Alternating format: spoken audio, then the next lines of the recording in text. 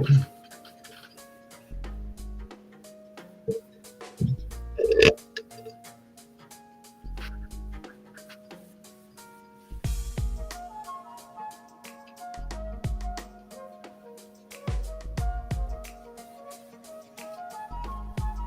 away we go. So, good morning, good afternoon, good evening, everyone, wherever you happen to be in the world today. Welcome, one and all, to Coffee Talk. That's right, it is time for Coffee Talk, talking about what is going on in the world today, taking a look at some snippets from the news that we will read through and tear apart. Of course, this is at Coffee Talk Live or at Prepper University on YouTube, simultaneously broadcasting at 2 p.m. Eastern Standard Time, as well as at Coffee Talk Chat on X, formerly known as Twitter, and fistfulofradio.com, podcasting out of Atlanta Monday through Thursday at 4 p.m. Eastern Standard Time and Friday at noon, as we get ready to dive into the news and see what's going on in the world. Too much of one thing and not enough of another. And of course, I do try to read through as many of the comments as I possibly can, so the people that are listening and not able to see can keep up with the conversation. And I'll go ahead and acknowledge some of the people that have chosen to join us in the live portion thus far. I see Helter is here, Delo is here, Dragon, Velvet Pilot, Brian have joined us thus far today. Glad you could make it. Sven says, can't fly in planes, ride in trains, or go over bridges. We are not a serious country. Yes, absolutely. And yeah, that, of course, is the top news story.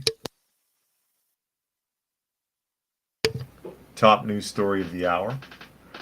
Velvet Pilot says you should play that video of the 20 Dominicans getting out of the clown car every day. It's a funny video and adds levity to the news. Yeah, no kidding. They were trying to get across the border, as if one of them could cross the border at this point. One person could cross that border. Some countries take their borders very seriously. The United States, not so much. But yeah, the Francis Scott Keys Bridge has been demolished by a tanker carrying all of those shipping containers full of your Temu orders and all sorts of garbage for from China for the Dollar Tree and Dollar General, so that they can line that up. And that's what everybody's talking about right now, is the bridge collision. If I can get this to open properly, we can go ahead and run it over really quickly. It's being sluggish, and I don't want any issues. Here we go. I'll go ahead and boot that up. And that was hit early in the morning too. Very early in the morning. And they're calling it a mass casualty event. Mass casualty, because that is the new phrase. And I speculated on that when they referred to the Mexicans, or not Mexicans, but the border crashers at the Mexican border who tried to jump off the wall, and some of them got an injury, and they were like, mass casualty event. And I'm like, yeah, that's what we're using now. Yes, it is, because that's what they're calling this too. Sven said ships are required to have backup steering, or at least I thought. And places you can't go is here. Glad you could make it. But yeah, I mean, there's some speculation that could be had here. CNN article, cargo ship loses power before colliding with Baltimore Bridge. 6 remain missing after collapse. I heard it was 7. Massive container ship lost power early Tuesday before crashing into the Francis Scott Key Bridge in Baltimore, causing it to collapse into the frigid Patapsco River, along with people and vehicles. At least 6 people believed to be part of a construction crew repairing potholes on the bridge remain unaccounted for. Maryland Transportation Secretary Paul Widefield said in the news conference. 2 people were pulled from the Patapsco River, Baltimore City Fire Department Chief Wallace said. 1 was not injured, and the other was taken to a local trauma center in very serious condition. The crew of the ship notified officials it had lost power prior to the crash. Maryland Governor Wes Moore said nothing, noting the warning likely saved lives. We're thankful that between the Mayday and the collapse, we had officials who were able to begin to stop the flow of traffic so more cars were not on the bridge. Moore said he called those officials heroes. Well, I don't know if his officials are heroes for doing their job. All they did was make a phone call telling them to stop the traffic. They use those terms too loosely for my taste. Moore noted the bridge was up to code at the time of the collapse. He said the collapse was a shocking and heartbreaking event for the people of Maryland who have used the bridge for 47 years. Several vehicles are believed to have fallen into the water, including one as large as a tractor trailer. Kevin Cartwright, director of communications of the Baltimore City Fire Department, said early Tuesday. And there is a video clip. I can go ahead and run that video clip quickly here for those of you who are able to see. And Delo says probably an EMP. Well, no, it flickered. The power was lost, came back up, lost, and came back up again. If you watch the distance shots, I don't know how far back this video clip is going to go, but if you watch the distance shots, you can see the lights go off, come back on, go off again, come back on. Something was interfering with it. If it works, because now it's acting funny. Play that. It all happened overnight. Okay, we don't need to hear it. We just need to see it. That's the ship lodged into the bridge support, because it did stop. It did stop, and here it comes. Bam. And then stops right there, and the bridge just gives up. 3 sections right in the water. And a lot of smoke, probably from their engine room. You know, those are diesel engines. They run on diesel, not electricity. Those things use more fuel than I could even describe. And there it is, stuck on the bridge now. It's not going anywhere. The crew's fine as far as I know. Entire key bridge is in the harbor, is what it says right there. So that's what happened. That's what happened. And, you know, my first thought, first thought, not an EMP, as Delo suggests. Well, I wonder if it could have been some form of sabotage. And the reason that I make that connection is because, well, this is a Singapore freighter, and carrying primarily mostly Chinese goods and equipment for the U.S. market. And thinking back to the story from yesterday about the rigs, about the over-the-road tractor-trailer drivers in the United States that are required to have that tracking equipment, and that apparently under investigation, that tracking equipment is very vulnerable to being hacked into.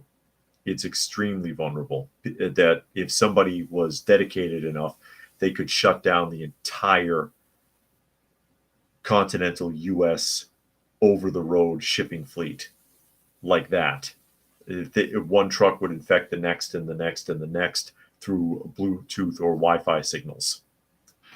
And I'm like, I wonder if somebody could have hacked into their system, because they have tracking on those ships as well.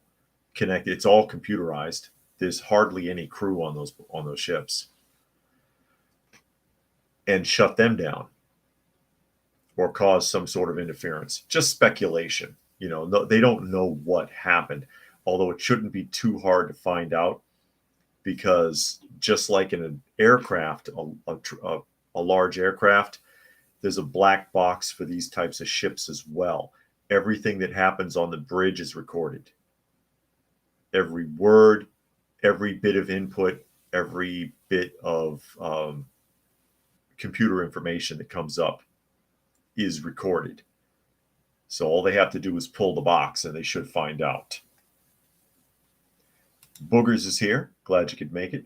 And Chris says the bridge collapsed a little too perfectly. Yeah, it's not designed to go side to side. And Sven said the bridge dropped fast. Yeah, it did. And Hasdrubal said, sorry to hear the loss of life, but from an outside perspective, it stinks. Yeah. I mean, there's a lot of speculation to go around. And that's why I was suggesting, like I said, just speculation on my part, from looking at it from the outside, that if the trucks can be hacked through that type of a system, why not a ship? Because they should have been on the right trajectory from way back.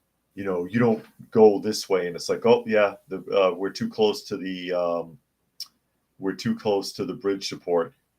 Give us a hard left here. That's not how it works. With the ships, you have to be lined up from a great distance, even if they did have a couple of power failures. But that's what they radioed in. Hey, we're having trouble keeping our power on, and no power, no steering. Sven said they visited Fort Henry, went across the 696 bridge. It's an unsubstantial bridge. But yeah, that's my little 2 cents on that. Now, this story has been a great distraction from the other big story. The other big story, which I've hardly seen a blurb of in the news. All I've seen is a handful, not a lot, but a handful of memes that were in fairly bad taste. Let's put it this way. Who has seen this story? As we go ahead and get ready to pull this up. And this is a Deadline article, Deadline News. Who's seen this? Feds raid Sean Diddy Combs' properties in Los Angeles and Miami, part of an ongoing investigation by Homeland Security. This happened yesterday evening where I am, where there were simultaneous SWAT raids on his homes.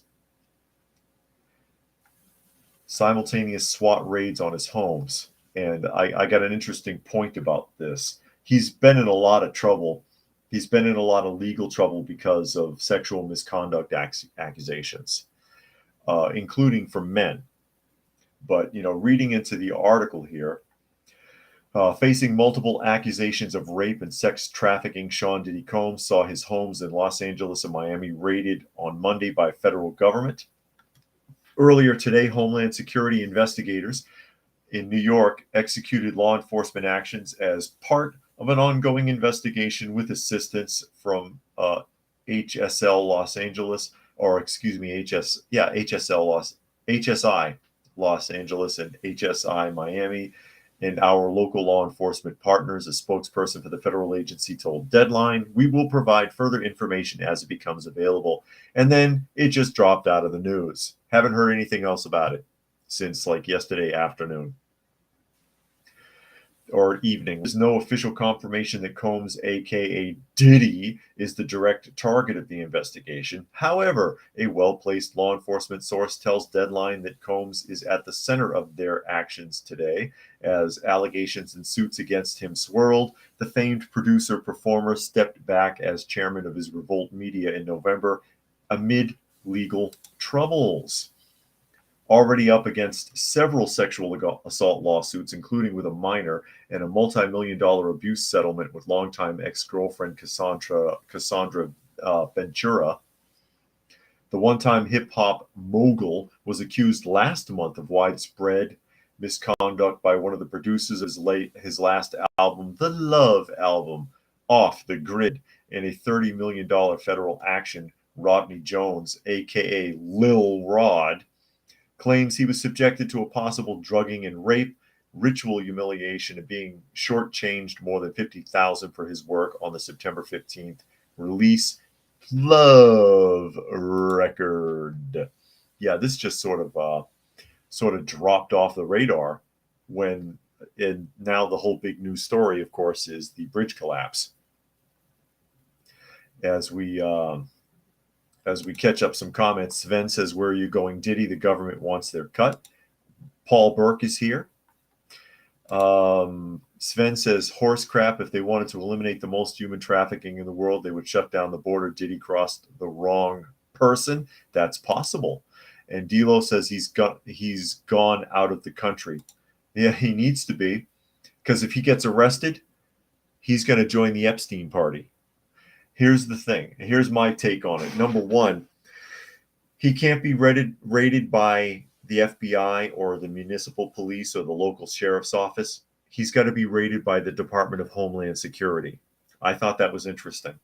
Secondly, Cassell, they're implying trafficking across borders, if that's the case. Secondly, as debased as the man is, all right, I don't deny the possibility at all that the accusations of sexual misconduct against him are true. Very likely they are, because of not only who he is, but what he does. This is a very corrupt industry. The music industry as a whole, but in particular, the rap/hip hop industry is very corrupt and very creepy, quite frankly. Some of the stuff you hear about from behind the scenes makes no sense. It's just it's Sodom and Gomorrah crap. It's scary, as well as the stuff that you hear from Hollywood film studios. These are very, very corrupt people, and they spread that corruption like an infection. Now all of a sudden you're upset at Combs. What did he do to piss you off? And if he does end up in jail, I'm just waiting for the suicide. I'm just waiting for it. It's not like this doesn't go on. It's not like the half of them aren't involved or don't know about it. It's like the Harvey Weinstein bit. Who didn't know Weinstein was a sexual predator? Who didn't know that? I remember Bette Midler on the Carson show in the 80s telling Johnny about, I said Epstein, I mean Weinstein, about telling Carson in the 80s about Weinstein and another guy cornering her in a bathroom at a party and trying to sexually assault her, and her getting out of there by the skin of her teeth. She said that on the Tonight Show in the 80s. Who didn't know that guy was a creep? And there's 100 more just like him. And it's in the music industry as well. Why is anyone surprised? Who did he not pay off that now suddenly he's a target? That's my question. Because they all doing it, or they all know. There's a whole just debased subculture connected to all of it, and especially in the rap and hip hop music industry. You know, I'll tell you, if you want to backtrack a little bit here, like about a year ago, I think it was a year ago, it might have been two, Ice Cube was on an interview show with Bill Maher, and he let something slip that I thought was poignant. And he said, "Did you ever notice?" I'm paraphrasing a little bit, or did you think? I think he said coincidence. Do you think it's a coincidence that the same companies that own, or the same people that own all of the prisons in America, because, you know, many of them are outsourced facilities now. They're not actually run by the state. They're franchises. The same people that own the prisons in America also own all of the rap and hip hop labels. And he's talking about BlackRock and Vanguard there. There's a very, very evil, nasty subculture. I've heard of people talking about even Quincy Jones. You remember Quincy Jones, big time R&B producer, talking about forcing people into sodomy, and even Richard Pryor's name being floated in that interview as a means of control or intimidation or as a stipulation to getting a contract. Scary stuff. Unknown is here. Glad you could make it. And he said they all knew about Polanski and Weinstein. Yeah, of course. And Unknown says, how about musicians screwing underage fans? That was big in the 80s and 90s. Yeah. I mean, there's a whole huge sexual culture in there. I often wondered about when they did the movie about Queen. I didn't see it. But I know they wanted to put Queen on a pedestal, and you all know why. But I remember in an interview from years and years ago. Oh, I just got the prompt. I'm live. Thank you, ScrewTube, for sending that out 20 minutes late. At least they put it out this time because, the last couple of days I didn't get the prompt at all because I subscribed to myself to see if I would get those notifications. It just came in. Anyways, Freddie Mercury, talking about Freddie Mercury, and when he found out he was HIV positive, and that they wanted to know who he had been with in the last year so they could contact that person. And he replied that he couldn't answer the question because it had been so many men, he had lost count. It might have been more than 800. I bet you they didn't tell you that part in the film, did they? And again, I didn't see the movie. Maybe they did talk about that. But yeah, there's a very debased sexual subculture involved in music. Again, particularly rap and hip hop. And surprisingly, and it's been coming out more and more lately, in the gospel music section. Christian rock and gospel. You're hearing about some really scary, freaky sex stuff coming out of there now. And Unknown said Freddie was a typhoid Larry. Yeah, I guess you could say that. As opposed to typhoid Mary. But yeah, I guess you could say that. And I remember that distinctly from that interview because I was like, holy crap, how do you sleep with that many people in a year? Indiscriminately. Don't even know who they are. Never mind if they're male or female. And in this case, of course, with Freddie Mercury, it was male. He started off as bi and ended up going all the way in the other direction at one point. And Chris said the music, TV, and film industry is evil. There's evil in it. There's plenty. And like I said, even you've been hearing about it more and more recently, gospel and like Christian music, a lot of nasty, evil stuff coming out of there, that it turns out. And Sven said that's like a full-time job. Yeah, it's like a full-time job. It's like being a prostitute. How do you do that? How can you even enjoy that? Brian says even Christian music has that garbage now. Yes, question mark. Yes, unfortunately, Brian, it does. There's a lot of it been coming out in the last couple of years, especially with Hillsong. Look up any of the scandals with Hillsong. Scary stuff. Underage people being molested.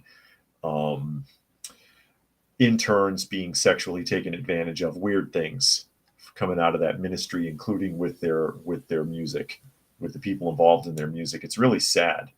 It's like none of it is safe. None of it is safe, and it's unfortunate. It's like you can't just sing your music. You can't just produce your music. You can't just say no to that sort of a thing. I'm not going to the Hollywood parties. If the parties start getting weird, I'm going home. You can't do that. You got to get sucked in a little of this, a little of this. And that's really how it works, as you get desensitized, as you get desensitized to what's going on around you, and you're open to more, and you accept more, and you expect more. That's why pornography can be very toxic to a lot of people, because as you get bored with it and you look for weirder and weirder stuff, you get desensitized and you have these expectations that are unrealistic. And it makes you toxic. All of that kind of stuff. But in the case of like people in the music industry, they have an opportunity to actually live that lifestyle. And it's never enough. That's how they end up like major drug addicts and alcoholics. And look at some of these old rockers now. looking twice as old they are, looking like the picture of Dorian Gray. It's scary. And Chris said most celebrities sell their soul and do heinous things to gain fame. Yes, indeed. And that's, who is that? Cat Williams. He was in an interview recently revealing all of that, talking about all of that, talking about all kinds of evil stuff going on, even to hire comedians, stuff that he refused to get involved with.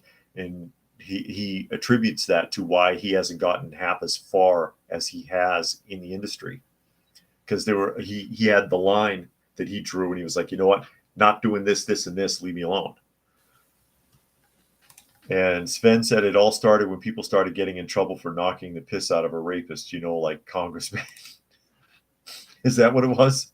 Is that how it happened? There's nothing to me that's shocking there. Again, I think it's interesting that the raids were conducted by Homeland Security. But that would imply, of course, international trafficking, if there is trafficking going on. And if he does go to jail, I'm just waiting for the suicide. I'm just waiting for him to be found hung by his shoelaces or something. And the cameras mysteriously weren't working for 10 minutes, like what happened with Epstein. And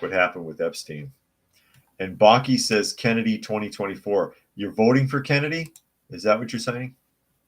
I don't trust Kennedy. Just saying. He sounds like a pure politician. A pure politician. He does. I can't. I have not heard him yet legitimately answer a question that he's been asked. He's great at equivocation, at working his way around something and ignoring it. Chris says that Kennedy used to do heroin. I don't know about that. I know he has that problem with his voice that is attributed to a reaction that he had to a vaccination, which is why he's against vaccinations. But that's about all he has to say that makes any sense. Baki says, but he actually wants to fix things. Are you being sarcastic, Baki? And Brian wants me to run for president. I don't know about that. I don't know about that. Sven says he's untrustworthy. Yeah, I don't trust Kennedy. Again, I saw him in an interview on Jason Whitlock, who has a big channel on YouTube. He's a former sports writer, journalist. And I watched it, and I was like, okay, I'll check it out. I swear he didn't answer one question. Not one. And everything that he was asked, he turned it into, well, because you know, blacks and minorities in America are at a disadvantage, and because of COVID, you know, and the ramifications, everything that he said, that was his answer. Black people have no money, and C virus is responsible for all of our woes. I don't trust him. And you're anti-vax? WCM said right, left, blue programming propaganda, two sides of the same evil coin. Voting is consenting. And Unknown says, I look forward to voting against Kennedy. And Baki says, you guys trusting Trump? I don't trust any of them. But I don't. But after listening to Kennedy in that interview, I didn't trust him at all. I was like, he didn't answer one question. And Hasdrubal says Kennedy's stance on the climate scam is dangerous. He stated if you didn't believe it, you should be jailed. Really? I didn't hear that part. And then Chris says Kennedy convicted for heroin possession in the 80s. Well, that was a long time ago. Chris, give him a break. Maybe he hasn't used it since. We don't know. But no, in answer to your question again there, Baki, I don't really trust any of them. And as is often the situation in voting, it's going to come down to the lesser of evils. The lesser of evils. As we shift gears, we're going to drive right into California. California should have taken that left turn at Albuquerque. And who didn't see this coming? And this is a Quartz article, Quartz News. California fast food joints laying off workers before the new law hikes the pay. Who didn't see that coming? Pizza Hut and Round Table Pizza franchise owners are laying off roughly 1,280 delivery drivers in 2024. Counters behind fast food restaurants across the Golden State may soon be emptier. That's in part because restaurant owners in California are scrambling to reduce their expenses ahead of a new California law increasing the minimum wage for fast food workers to $20 an hour starting April 1st.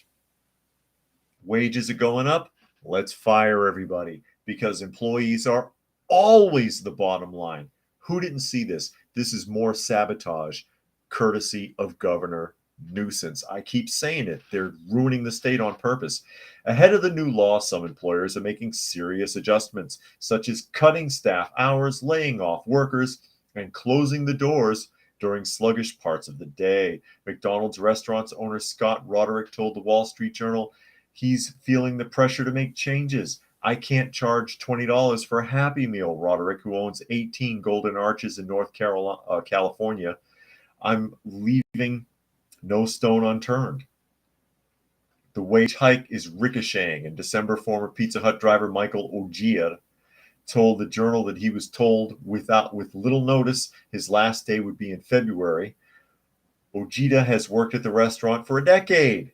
Ojeda's experience may highlight the fate of other delivery drivers. Pizza Hut and Round Table Pizza franchise owners, for example, are planning to lay off 1,280 delivery drivers this year. Incredible. California has 500,000 fast food workers. The state's hourly wage for fast food was $16.21. $16.21 is not bad for what they do. I mean, oh my God.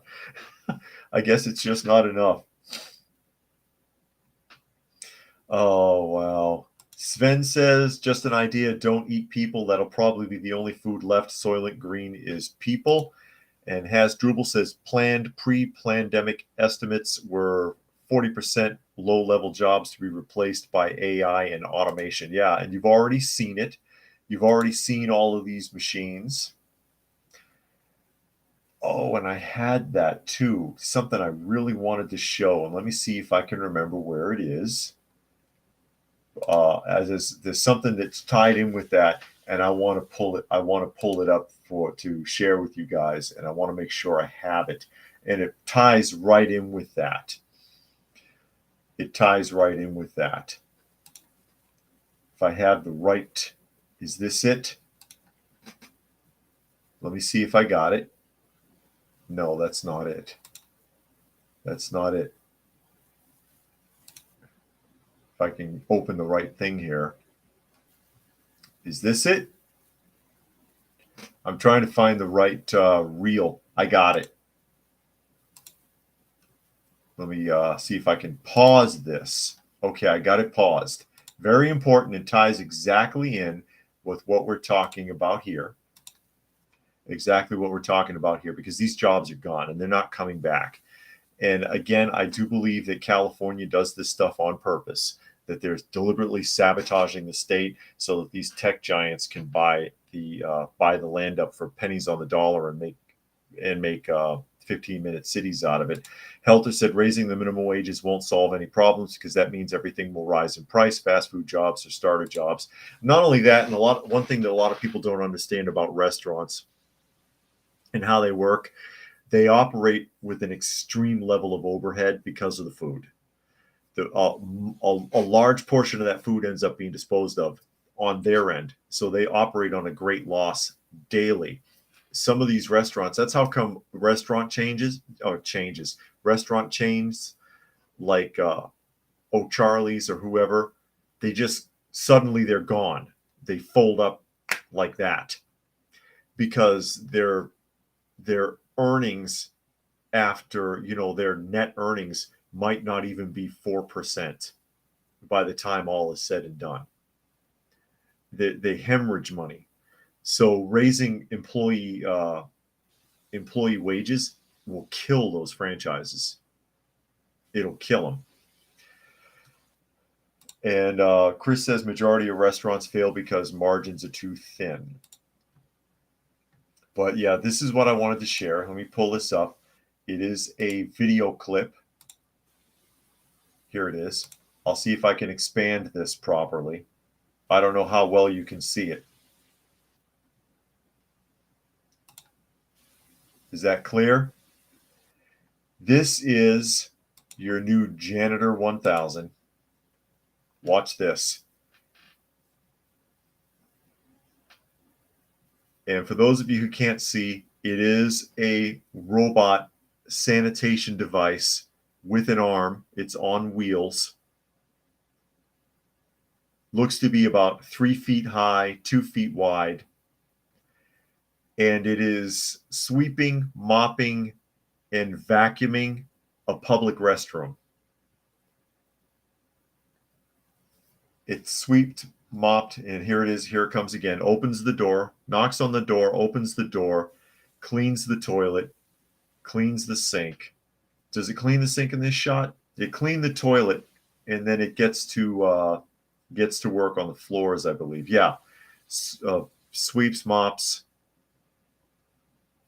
and then moves on to the next restroom.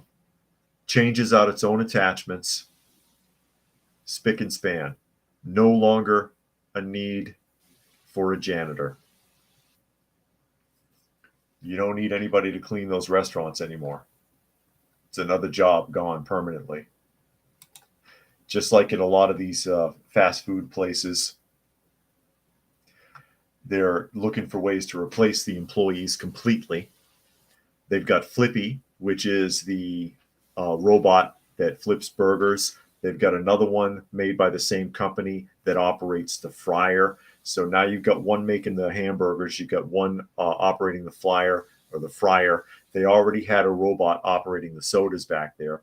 I don't know if you ever saw that if you go through the drive-through and you see how the cups are on like a conveyor belt back there. There's nobody filling those cups anymore. It's machines that do it. Brian says, as wrong as wasting food is, you wouldn't want to eat some of that food if you found out how they make it. Yeah. And Christos says Americans are being slowly poisoned. It's not just the food, it's the water and the air. Correct. That is true. You got to be careful about everything you eat, that you drink, the air. We have air filters in our house so that at least the air inside of our home is cleaned. But yeah, I don't know what the specific name of this robot is, but that's another job gone, another job eliminated. And people are like, oh yeah, well, who wants to scrub the bathrooms? When you can't find a job at all, you'll scrub the bathrooms. I've had to clean bathrooms. I was cleaning bathrooms in an office building when I was in junior high school. I used to go there. I've talked about it before. I would get there, like 5 a.m. or something, clean the office's public restrooms, and then go to school after. Just to have the pay, just for the work. Chris says people always justify illegal immigrants by saying they do the jobs no one wants, but now we have robots. Yeah, so we don't need them either. And I showed a few months ago, they got robots that can install drywall. They're slow. They are slow, but incredibly precise. There's not a hair out of place. And they'll tolerate slow if they don't have to pay somebody by the hour. It installs the drywall.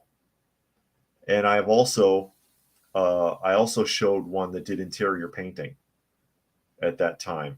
It has a spray nozzle and it's on a track that raises and lowers like this and goes over and up and down and over and smooths it out. Perfectly painted interior wall. Mark says he saw that in the hospitals in Elgin, the robotic cleaners. And Christos says it's an excuse for universal income. Hey, it could be a setup for it. That's highly probable. Chris said McDonald's has been testing full automated drive-throughs. There is a McDonald's. I don't know where it is, but there are McDonald's. Is it Colorado? Fully automated. There's no one even in there. You place your order and you go in and you get it, it puts your meal out on the counter and or through the drive-through, that there's no one even in there. And Brian says, I live in New Jersey, which is the most air polluted state. Is it? It was California for a while. Dragon says, robot cleans mostly clean bathroom. Now let's see it do the mall bathroom with wet toilet paper all over the floor, piss-covered stalls, fully clogged toilets filled with excrement. That would be a feat. Yeah, well, it's a start there, Dragon. It's got to start somewhere. Chris said America's manufacturing is dead, so we've become a service economy, but now retail shops are closing and restaurants are being automated. And Hasdrubal said, Yuval Harari of the WEF says humans are hackable, and then when AI gets involved, there will be many useless humans. Yeah, that's why they want to get rid of them. That's why they're pushing the alphabet agenda. And Christos says they used to be a custodian for a hospital facility for terminally ill children when they were in the early 20s. That's a lot of responsibility to only pay a person minimum wage. And then Helter said, somehow some people aren't worried about automation. Smartphones were subpar 10 years ago compared to today. Imagine the things in 10 years. I hesitate to think of it. And I don't even use the majority of the functions on my phone. I don't even know what they are. I don't even care. And then Christos, continuing from his point, they took the job very seriously, nevertheless, despite the low wage. Yeah, it's called work ethics. You do the job. A lot of people don't understand that nowadays. A lot of people just don't understand that nowadays, unfortunately. As we move around here, and we get insulted by the president of Mexico. Who saw this one? Mark says the next time they're in the hospital, they'll grab a video. It does the hallways with little wee woo light on it. It's like a hallway Zamboni. Yeah. Well, they have the big ones in Walmart now, because they used to have a driver for that thing, and now it's fully automated, and it waxes the floor by itself and drives around the Walmart. But yeah, basically. So Mexican president telling our president what's what. Fox News article. And I got to tell you, I kind of agree with him to a point here. He has a valid point. As we wait for this to pop up, Mexican president denies cartels are producing most fentanyl and blames the U.S. drug use on family breakdowns. Yeah. So there we go. Mexican President Andres Manuel Lopez Obrador denied claims from the U.S. government that the majority of fentanyl is produced in Mexico and defended his country's traditional values as a protection against drug abuse in an interview that aired Sunday. The head of the DEA says cartels are mass producing fentanyl, and the U.S. State Department has said that most of it is coming out of Mexico. Are they wrong? CBS Sharon Alfonsi asked the outgoing president in a Sunday interview on 60 Minutes. Yes, Lopez said. Or rather, they don't have all the information because fentanyl is also produced in the United States. He's right. He is right. When Alfonso added that the U.S. State Department has stated that most fentanyl comes from Mexico, Lopez Obrador said that the production of fentanyl is also tied to Asia. Fentanyl is produced in the United States, in Canada, and in Mexico, he said, and the chemical precursors come from Asia. In addition, he pointed to the breakdown of the U.S. family. You know why we don't have the drug consumption that you have in the United States? Because we have customs, traditions, and we don't have the problem of the disintegration of the family. Fentanyl, a synthetic opioid, is a major driver in the deadliest drug crisis that the U.S. has ever seen. More than 100,000 deaths are linked to the drug overdoses in 2022, according to the U.S. Center for Disease Control and Prevention, and God knows they're so trustworthy. More than 2/3 involved fentanyl or similar synthetic drugs. Illicit Fentanyl is typically created in Mexico by cartels and labs with the use of precursors shipped over from China. The U.S. has called for an international coalition to combat the crisis. Okay. I think he's telling the truth. First of all, he didn't deny that some of it's coming from Mexico. He didn't say, oh, no, it ain't us. He said, yeah, sure, cartels are doing this, but it's also being produced in Canada, and it's also being produced in the United States. The majority of it is not coming across the border. You're making it right where you are. I think that's correct. He's probably right about that. Number two, he also makes the point about the breakdown of the nuclear family in the United States. And he's right about that too. And it can lead to problems like the drug crisis, as it were, in the United States. Because people who grew up with no discipline, no structure, and no love in their life don't care about anything, especially themselves. So what difference does it make? May as well be high all day. And then that's all you care about.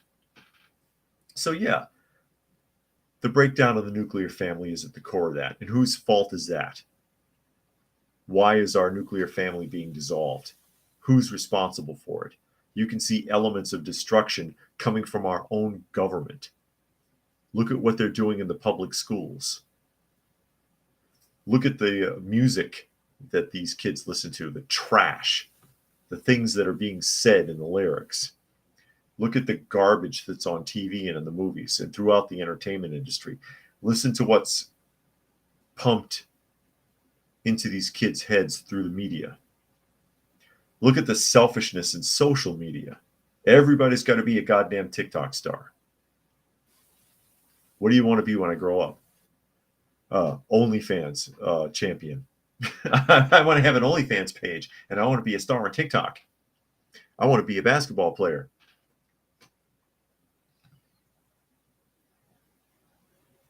As we shift around here, Christos says Mexico colluding with China in People's War. The comment is designed to further break the already broken spirit of Americans. Zai already said the fentanyl crisis is retribution for the opium wars. Well, then he needs to take it up with Great Britain, because they're the ones that did that. Mark says we use it on our ambulances for pain management. People say they have a 10-10 pain. We offer fentanyl. It's funny to watch them say, no, that's okay. Everybody, yeah, Mark, everybody says 10. There's no point in even asking. They don't even know what, they have no tolerance whatsoever, and everything is a freaking 10. If you're working on an ambulance, you already know what I'm talking about. Everybody's pain is 10. If their pain was 10, they wouldn't even be able to answer.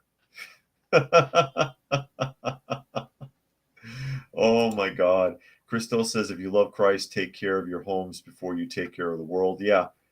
Worry about what's going on in your own house before you worry about your neighbors. And Brian says, modern society in a nutshell, it's awful. You know, Mark, getting back to that really quickly here, I'll put your other comment up and I'll just make a point. When my fibula was broken, my fibula was broken. It was actually a spiral fracture, and I have an implant now. I have a 7-inch piece of steel replacing part of my fibula from the spiral fracture. When I went to the hospital, they wanted to test me because I walked in. They were like, there's no way you walked. I was like, you just saw me limp in here. But I think my leg's broken. And they x-rayed it, and it was a spiral fracture. And they go, oh, what are you taking? What are you on? Are you on any medications? There's no way you walked in here.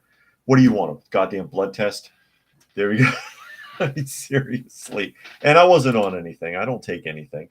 I wouldn't even take the painkillers they gave me. They gave me a prescription for painkillers. I didn't even fill it because I don't trust the stuff. I'd rather be in pain. But yeah, everybody's a 10. Everybody's a 10. Or if they can't speak, they've got the row of faces, right? The little circles. 10 little faces, and each one looks sadder and sadder. And Semper Fine is here. Semper Fi says, late getting groceries. They'll be back for the rewatch. Well, thanks for popping in. Mark says, I'm surprised they didn't offer you a Norco. They are a suspect because they have to be. Yeah, I know. I'm sure. I just thought it was funny. And it was like, no, I'm not anything. What do you want me to pee in a cup? I just seriously, that just struck me as funny. Struck me as funny. And speaking of funny, it's time to talk about dear old, lovable old, reliable old, honest old, transparent old Uncle Joe and the okey doke that he pulled with his climate funding. Climate funding from Uncle Joe. I'm trying to pause something there. Here we go. $6 billion in climate funding. But there's a catch. There's always a catch with Joe, isn't there? Fox Business article. Are we working? Here we go. Fox Business article. Biden administration locks $6 billion in climate funding behind a DEI inclusivity requirement. President Biden's administration locked $6 billion in federal funding for energy and manufacturing behind a series of mandates relating to DEI initiatives, the Department of Energy has revealed. The DOE announced a $6 billion investments granted to 30 projects across the country, a part of Biden's Investing in America agenda on Monday. The projects are aimed at boosting decarbonization technologies that the department says are crucial to meeting the Biden-Harris administration's climate and domestic manufacturing goals, aka crippling manufacturing across America. Spurring on the next generation of decarbonization technologies in key industries like steel, paper, concrete, and glass. So yeah, destroy 4 industries that America was founded on. Will keep America the most competitive nation on earth. We're not competitive because other countries can do it cheaper because they don't have to put up with all this bullshit. Energy Secretary Jennifer Granholm said in a statement, these investments will slash emissions from the difficult to decarbonize sectors and ensure American businesses and American workers remain at the forefront of the global economy. Not if it costs too much, nobody cares. Nobody cares if it's expensive. They want cheap. They want cheap. That's how come the strikes, the American Steelworker Union strikes that took place in the late 50s and in the 60s and in the early part of the 70s, crippled the steel industry in the United States when all the companies that needed raw steel found out they could get it cheaper having it shipped in from China than dealing with an American union. All this is going to do is cripple things even further. But back to the article. The announcement later clarifies that projects receiving funding are required to develop and implement a community benefits plan, ensuring that the impact will be equitable and inclusive. The department also says it will monitor the implementation and may withdraw awarded funding if they are not satisfied. Oh, so it's coercion. I see. And this is a spotlight of the plan. This is the plan in a nutshell. I'll see if I can expand that for you. And we'll take a look at the 4 basic requirements. And Sven said global freezing was already defeated. No more money needs to be spent. Yeah. And Christos says, bless my enemies, O Lord, even bless them. Do not curse them. They, rather than I, have confessed my sins before the world. And I'll just throw it in there again really quickly. You can also pray curses. Just ask King David. And Zane has joined us here today.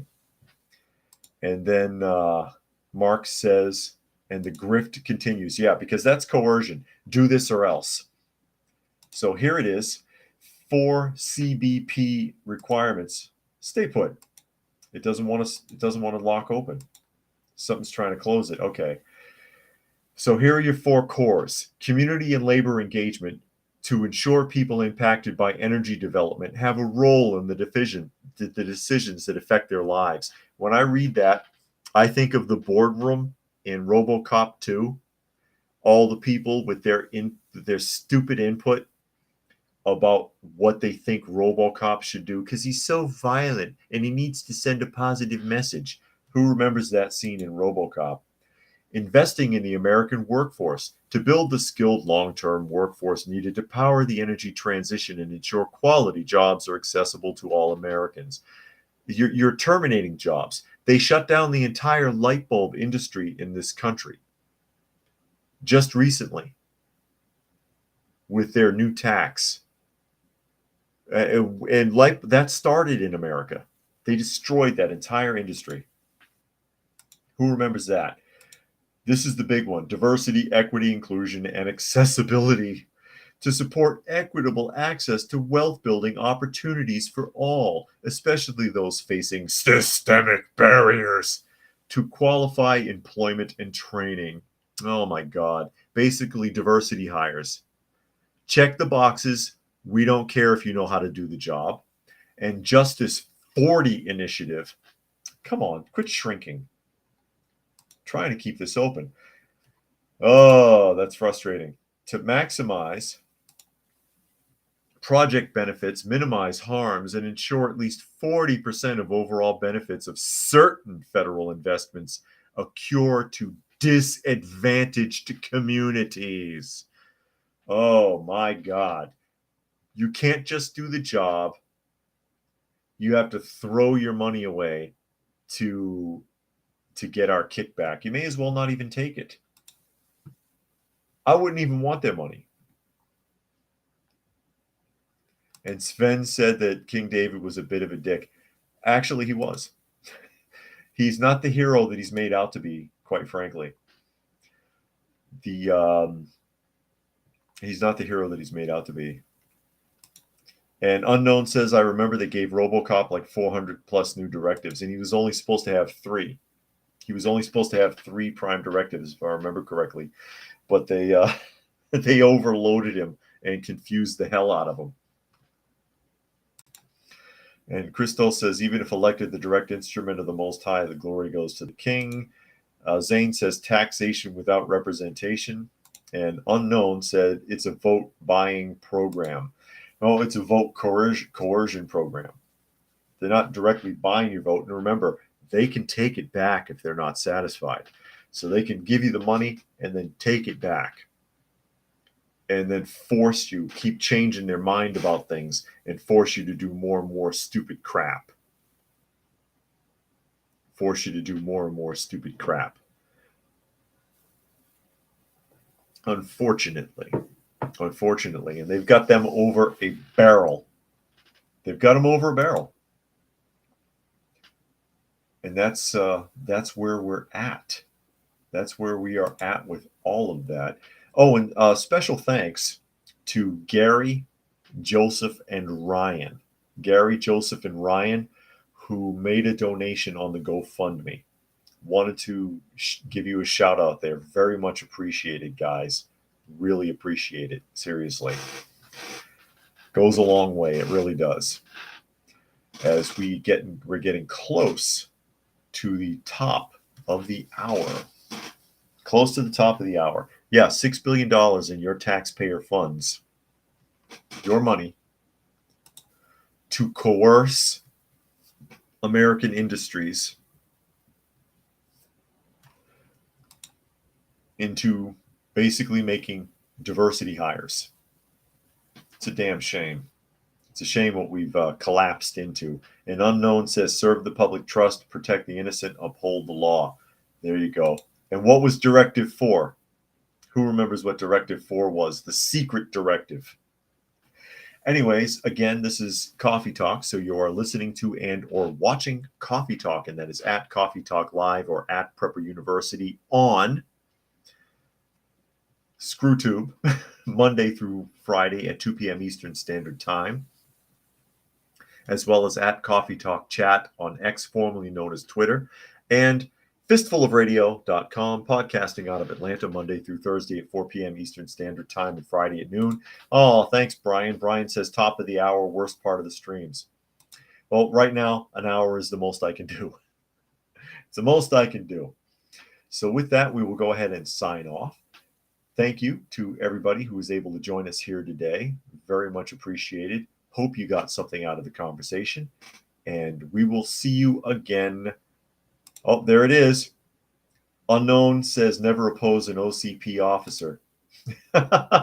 We will see you again tomorrow.